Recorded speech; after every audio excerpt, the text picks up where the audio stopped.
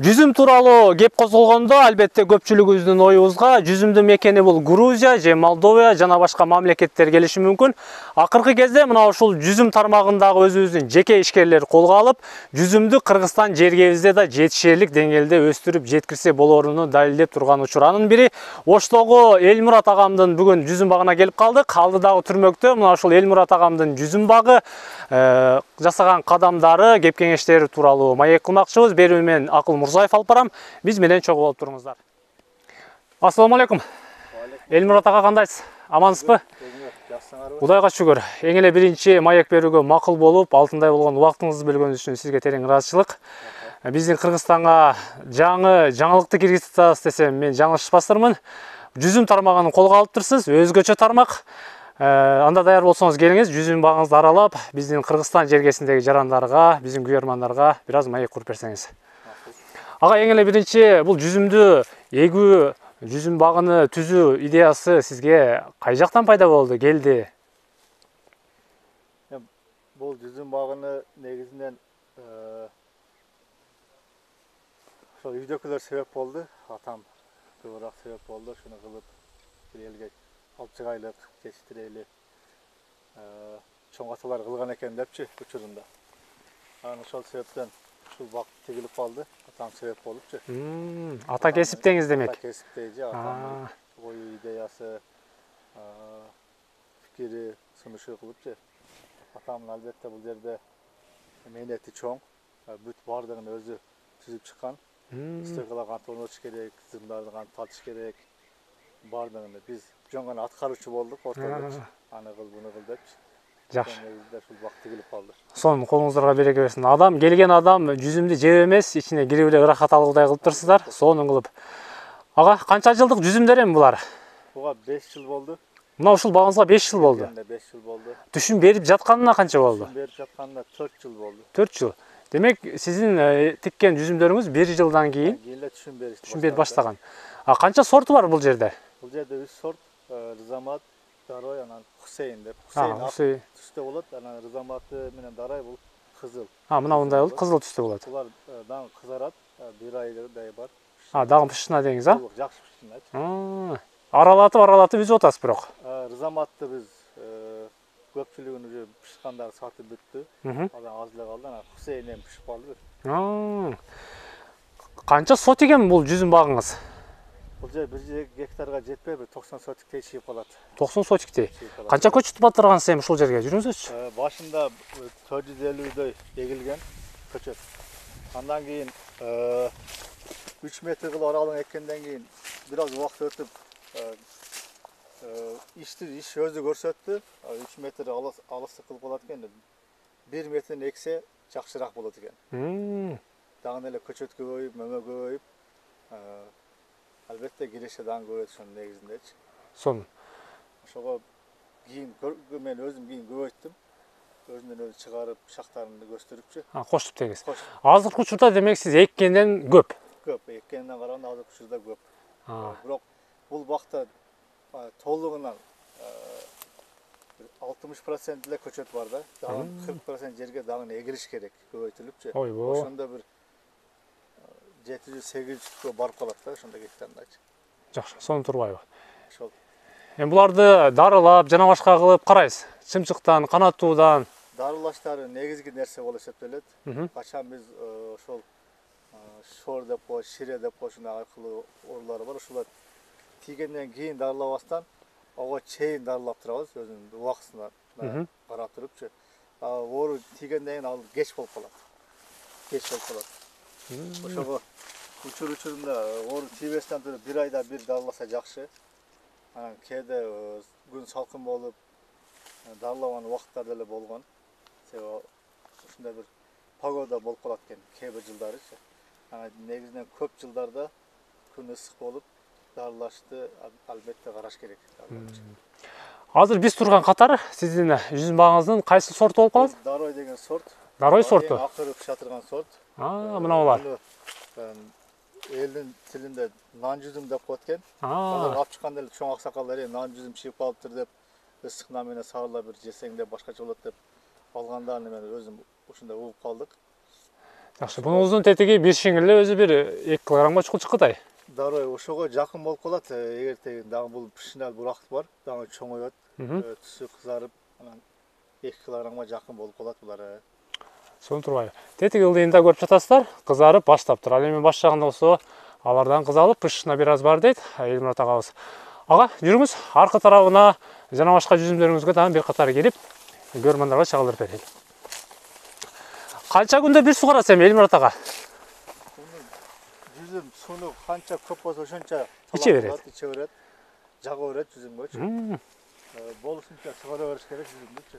Бул ризомат деген катар ушул сатыкта азыр сатылып бүтөйүн. Сатылып бүтөйүн деп. Ошондо ар жерде бир эм пишип аткандары бар.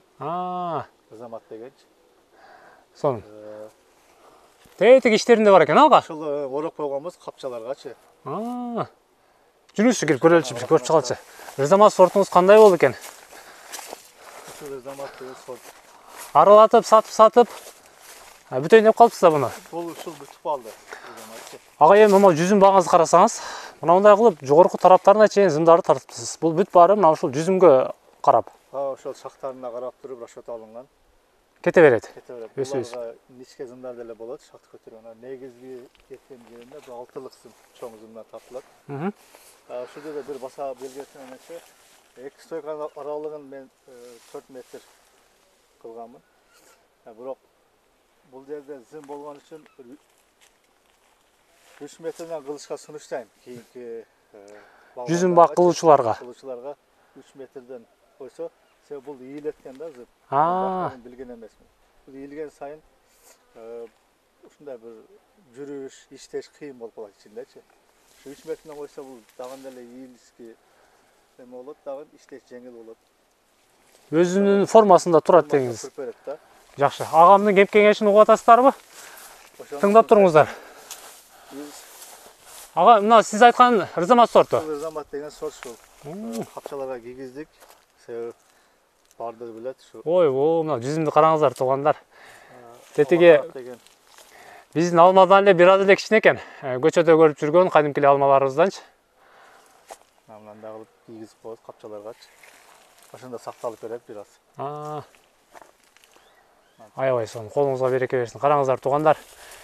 Мен сиздерге ашыкча мактай алам мунучу. Өз көзүңүздөр менен экрандан көрсөңүздөр да байкайсыздар. Өзүбүздүн Кыргызстанда эле мына ушундай жүзүмдү өндүрүп жаткан агаларыбыз сиздерге кеп кеңешин дагы берет. Эгер жүзүм алып эгемин бак кылам десеңиз, ага деле сиздерге кеп кеңеш берип, советин берет. Ага, андан ары кете берет бул сортуңуз. Ушундай бир катар ушундай кылып эккенбиз. Бир катары. Тетиги арткы катарыңызчы? Ушул дарой. Дарой бул. Тетигилериңиз да кызыл болуп пышат экен, Кызарып пышат дарой дагы. Ойбой. Окшош эле. Дамы бөлөк. Дамы. Бир дам бөлөк болот. Сонун турбайбы. Келиңиздер, буну жабабыз. Агамдын аркы бөлүктөрүнө өтүп чыга беребиз. Элмурат ага, бул атайын жүзүмдөрдү тургузган тетиги мамычаларды дагы өзүңүз атайын койгонсуз. Буларды тигилет үйдө. Колдо тигилип кыздар өздөрү жасапчы. Эле чоңдук кичинелери бар. Бул мамычаларды өзүңүз жасайсызбы? Үйдө. Агам бул сиздер көрүп турган жүзүмдү кармоочу стойкаларды, мамычаларды өзү жасап, өзү тигет экен. Жүрүңүздөр. Демек, заказ деле ала бересиз ага. Көп деле эмес. Өзүңүзгө алыңызга жараша. Алабыз. Бирок буларды Bunun başka taraflarına mınavına kılıp, iki açı kılıp koyuş gerek endi ağa. Biz uşunda kılıp çıktık. Kayak jölöbüz gerek. Jölöp turat, beri türtüp. Bular tak tepesi cık köpçet de. Bırak giyin, tecrübeden öttü giyin. Bunun ordunda başında 20-20 çoğundan koysa bunun gereği çok olarak geldi. Doğru aytasın. Sev, ana aytkam neme bul koyulgandan suyunda işleş kıyım bolup kalat geldi. Çavuş, nemeler oruç olun müşek veretken de. Oşo sebepten biz kiyimki nemeler sunuş veriyoruz.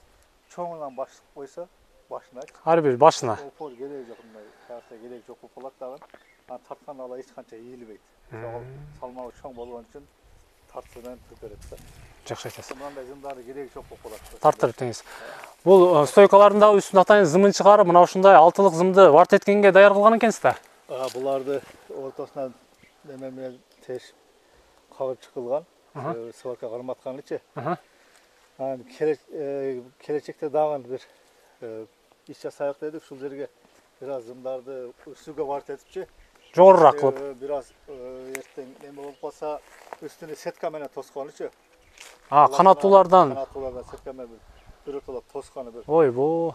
Ошондо демек сиздин жүзүмдөрүңүз накта пышып, накта жетилет. O şunda bir toluk pişiripçi, hiç kanday nesine cevesten. Yaxşı pişirip, toluk pişirip baza çıkılat dege.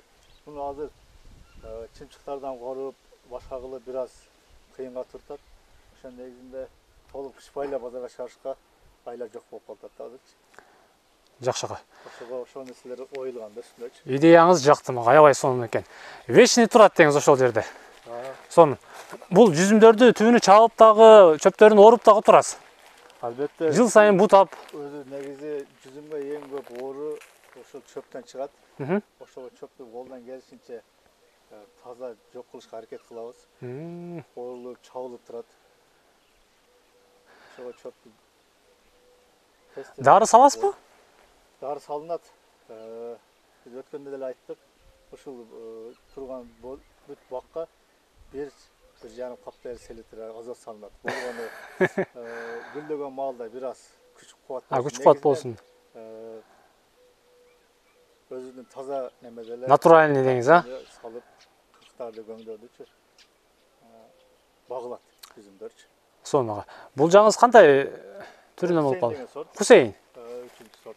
Жаап коюп турса буларда. Булардан ошол эменен коргоп жаптык. Алаканаттан. Ойбоо. Üstünden açayın. Mına ol Hüseyin деген сорт. Хусейн сорту. Бул дагы ачпаңыз. Билүүсү болот. Көрүп турсаңыздарбы? Бул Хусейн сорту. Элмурат агамдын жүзүм багындагы ар бир катарыны, ар бир эки катарыны бир сорттон кылыптыр. Хусейниңиз да бул дагы пышып калыптыр, а? Бул пышып калды. Ушул күндөрү сатка чыгат. Чыгарасыз базарга, рынокко. Буйруса, жүзүм багыңыз мындан да көбөйсө, бир гана област эмес, өлкөнү камсыз кылыңыз дейли. Жүрүңүз ага, айланалчы. Жүзүм багыңыз аябай сонун экен. Тетиги ортосуна атайын канаттуулардан коргоочу кепелерди да курган экенсиз да. Ошол жерде жатып турганга, караганга отурушу балдары кайтарышат. Чөптөрүн оруп, ортого жее бересиз мындагылап. Чөптөрүн оруп, ортого жыйып, малдарга неме болот, бул албетте үйгө алып кетилет. Бунун арасына эгин эккенге болбойт ага. Жок, жакшы эмес. Жакшы эмес. Көлөңкө салкын болуп да. Жакшы болбойт. Сонун. Бул жаңыз кандай сорт болуп калды? Жүзүмдөрүңүздү рынокко чыгарган окшойсуз.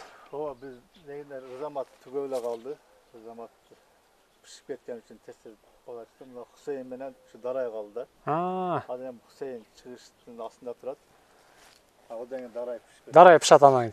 Демек сиздин 3 сортуңуз этап менен пышып, элдин дарсоконуна чыгат экен да. Ошондой. Сонун ага. Сону иштеп турупсуз. Негизи бакты дагы. Бул жагыңыз дарой. Дарой деген сорт. Дарой. Сиздер көрүп турган жүзүм бактар бул дарой. Тетиги катар түзүнөн кетет ары жака чейин. Ар бир мына ушундай эки катарды бөлүп коюптур. Ага жүрүңүз. Тетиги жаңы көчөттөр окшойт ал жагыңыз. Бул жаңы көчөттөр өткөндө деле сиз айткандай болду. Албетте биздин көрөрмандар дагы көрсө керек. Тез кабар каналынан Элмурат агабыз чыккан болчу. Буларыңыз канча жылдык көчөттөр болду эми ага? Булар 2 жылдык көчөт болду. Бул 2-чи жыл. 2-чи жыл. Буларды кандай кылып атасыз? Даярдап бирөөгө сатыга чыгарып атасызбы же ушул жерде бак кыласызбы? Жок, ушуну сатка чыгардык. Сатка чыгарасыз. Кандай сорттор булар? Бул азыр көргөндөй Хусейн деген сорт, ак сорт. Жанагы Хусейн чоң болгон. Канча түп бар эми бул жериңизде?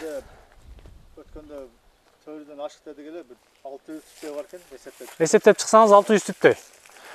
Эми жүзүмдү отургузганда кандай кылып аралыгын отургузуш керек? Элмурат ага, ошону да айта кетсеңиз. Биз буну эски мына чоң бакты 3 метрден отургузганбыз. Кийин биз практикада көрдүк, 1 метрден отургузган жакшыраак ыңгайлуу экен. Жакшы. Түшүмдү бере берет ошондо дагы. Ошондо дагы иштеш жакшы болот экен, анан обара болгонго жараша бир жолу бардыгын. Баары деңиз. Сонун турбайбы? Толук болупчу. Качанга түшүмгө кирип калат мына ушул жаңы көчөттөрүңүз? Эгер быйыл ушул жерде калсак, келерки жылга түшүм берет бул. Берет. Эгерде бул көчүрүлсө, ошол жылы бир аз өзүнө кармап, көчүрүлгөн жылдан кийинки жылга мама берет. Демек мына ушул жаш көчөттөрүңүз сатылат. 600 түп. 600. Мына ушундай эле сорттогу жүзүмдөр. Ушул Хусейн сорту. Чөптөрүн ооруп, тетигинде арыктарына тазалап коюп турсуз бул жагындагы. Бунун ортосунда картошка келген. Картошка пишип калды. Ал түшүмдү аласыз. Жер бош жатпасын депчи, ал түшүмдү ошон үчүн. Ооруп даярдап атабыз, картошканы алган. Көрүп атасыздар туугандар, Элмурат агам өзүнүн жүзүм багынын жанына дагы мына ушундай кылып жаш көчөттөрдү отургузуп дагы коюптур. Булар сатылат дейт. Хусейн сортундагы жанагы сиздер көргөн ак жүзүмдөр мына ушул жерде. Сиздер буну алсаңыздар, кийинки жылдан алып барып олтургузасыздар, 1 жылдан кийин түшүмдү берет деп айтып жатат агам. Ага, жана кандай жолдор бар эми жүзүмдүн жана башка сортторун дагы эксе болобу? Биздин ландшафтка туура келеби? Албетте бул үчөөнү тең эксе болот. Азыр биз Хусейнди жакшы көргөн үчүн Хусейнди көбөйтүппүн. Эгерде элдерден бизге бир заматты дарайды көбөйтүп даярдап бер десе, 2022 эмес 23кө биз даярдап берген. Мына ушундай кылып, артыңызда тургандай жаш көчөт кылып. Чоңойтуп даярдап бергенде мүмкүнчүлүк бар. Ойбу. Тетигинде стойкаларды деле кошуп туруп бере бересиз. Даярдап. Буларды Керек болсо. Азыр. Ага, бул эфирди көргөндөн кийин мисалы өзүбүздүн жергебиздегилер, жүзүм багына кызыккандар сизге чалып кеп кеңеш сураса, келип сизден бир 1-2 күн окуп кетсек болобу десе, ага кандай карайсыз? Келсе болот. Келсе болот. Айтасыз, кеп кеңеш айтасыз, үйрөтөсүз. Колдон келишинче айтып берип. Жакшы. Элмурат ага, бул жерде жүзүмдөн башка дагы башка көчөттөрүңүз барбы? Албетте, жүзүм нар жагында биз анар тиккенбин. Анар көчөт дагы бар. Жаш көчөт. Көрсөк болот. Жүрүңүзчү. Агам чыныгы багбан экенин өзүңүздөр да байкасаңыздар керек. Жүзүм бак, андан ары анар бак, анын арасындагы мына мындай кылып картофелдерди эгип, түшүмүн алып, кыскасы кичинекей жерди дагы бош калтырбаган инсан экен. Мээнетке аябай берилген. Ага менен жүрүңүздөр, анар багына өтөбүз. Анарды дагы көрөбүз. Ой, бу. Охо, түшүмгө кирип калган окшойт буларыңыз. Анар түшүмгө кирип калды. Кээ жерлер гүлдөп аракет кылышты баштады. Сонун турбайбы? Канча туп анар бар эми бул жериңизде? Бул жерде 500-400 түптөн ашык 500 жакын анар бар. Бул дагы сорттору менен. Бул сорт ошол кызыл ширин анар деп коет экен. Өзүбүздүн жанагы ходовой эң негизги анар. Арабандан көрүп алып келип тиккенмин. Канча жылдык эми буларыңыз? Буга 2 жыл, 3 жылдай болуп калды. 2 жыл, 3 жыл. Ошон үчүн эми жетти. Түшүмүн алдыңызбы? Түшүмүнү былтыры бир көрдүм. Алдыңыз. Экиден көрүп жеп үйдөгүлөрчү. Сонун турбайбы? Практически өзүм жалгыз болуп жетишпеген себептен буну сатыкка чыгарыпчы. Бир жакты болобу, жүзүм була жакшыраак депчи. Анарды мына ушундай азыркы убагында, мисалы кийинки жылга көчүрүп кетсе, эчтеке болбойбу ушул жеринен? Жок, эчтеке болбойт. Барып отургузат. Түшүмдү бере берет ал жактан дагы. Сонун турбайбы? 400гө жакын анар түп дейсиз. Бар. Тетиги араларындагылар нелер булар ага? Булар дарактар, павлония деген дарак бар. Павлония экенсизби? Ойбо. Ага. Караштырып коюлуп депчи. Колуңузга береке берсин, караңыздар. Жана айткандай эле агам эч бир жерди бош калтырбаптыр. Бул жерге дагы Кудай буйрса кийинки жылы келсеңиздер дагы башка нерсе келип калган болот. Бул жагы жаш жүзүм көчөт, бул жагы анар, тетиги дарактар. Сонун. Келсеңиздер ырахат аласыздар агамдын багыначы. Ага ишиңиз жүрүшө берсин. Элге кызмат кыла бериңиз. Мына ушундай өлкөбүзгө эмгек сиңирип, пайдаңыз тийип жүрө берсин. Мен коштошом анда сиз менен. Албетте бул чыгарылышта сиздер Оштогу Элмурат агамдын жүзүм багы менен тааныштыңыздар.